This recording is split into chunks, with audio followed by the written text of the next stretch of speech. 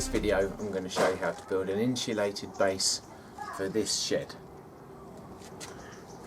The base is going to be made out of these 95mm by 45mm treated timbers.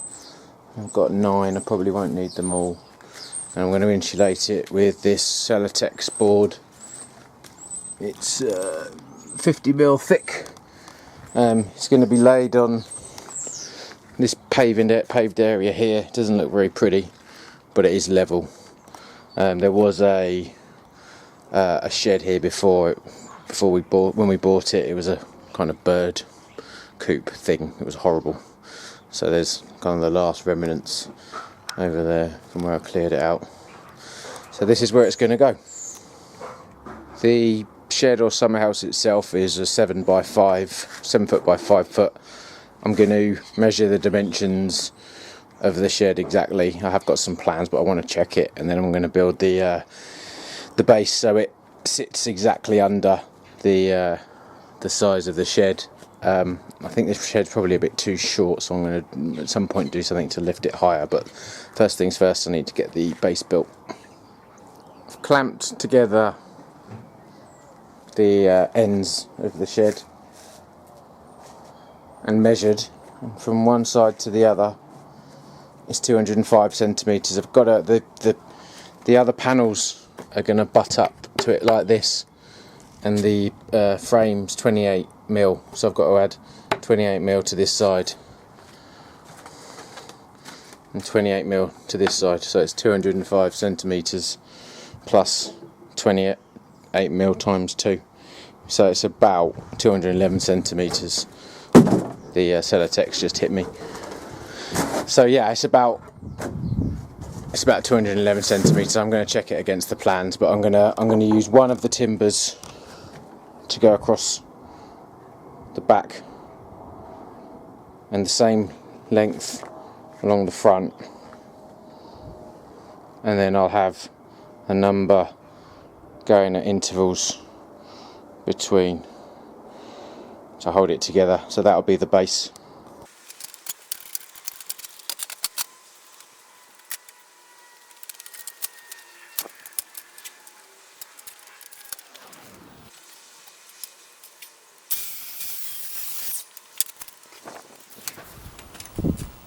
I've cut out all the bits of wood for the frame now, so I'm going to lay it out and just make sure it all looks okay.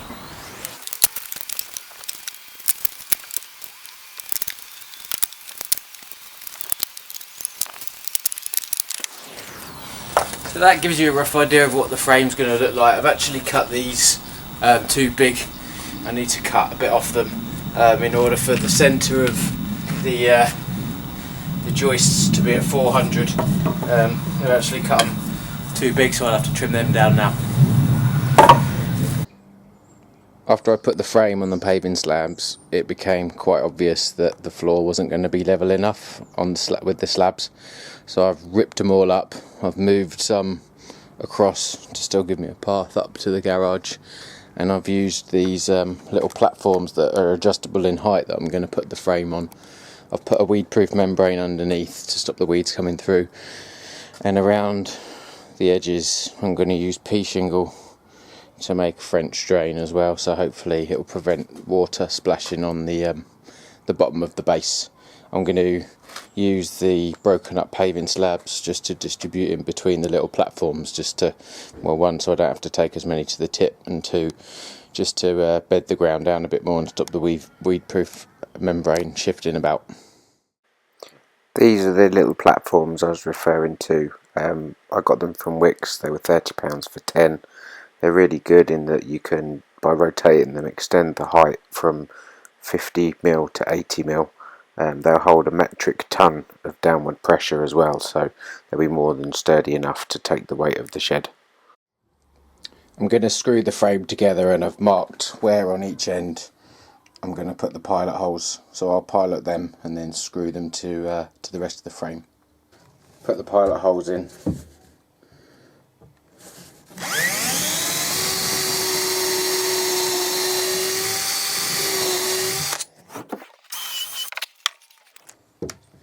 And then I'm going unscrew them with 80mm screws.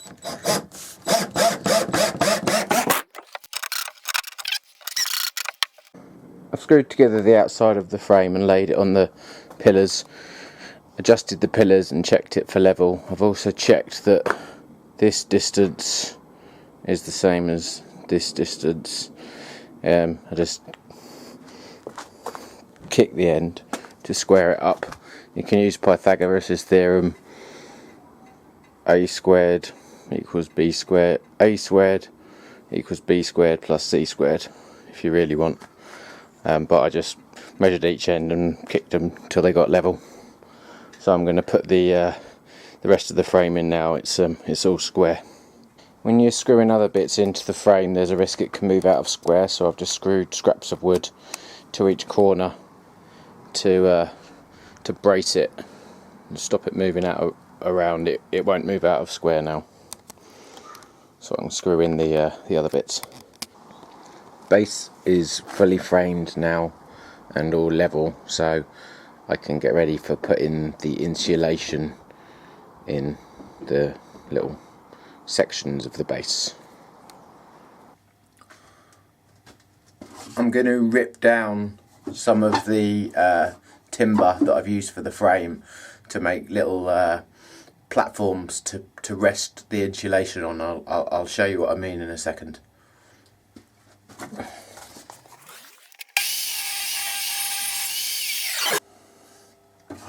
So I've ripped down the timber, and what I'm going to do, if you imagine this is the frame of the base, I'm going to tack and probably nail the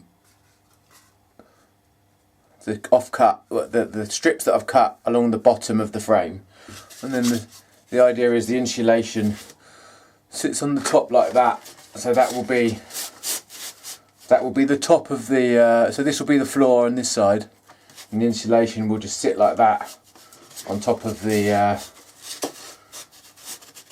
little battens.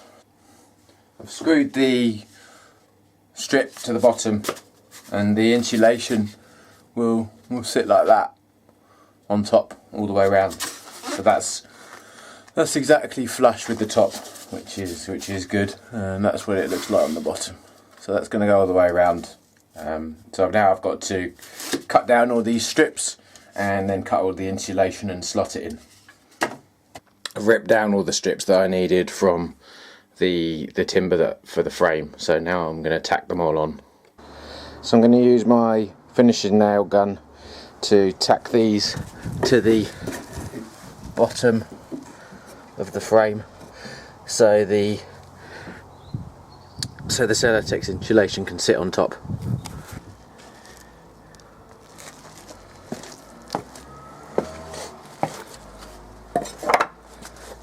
Because the insulation is not very heavy, I can use the framing nailer.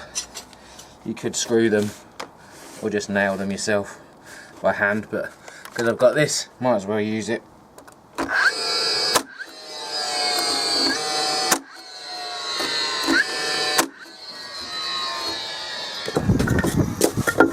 Perfect.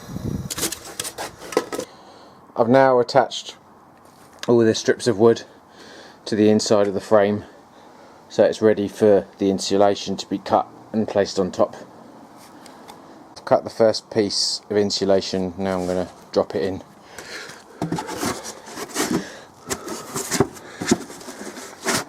You want it quite a snug fit.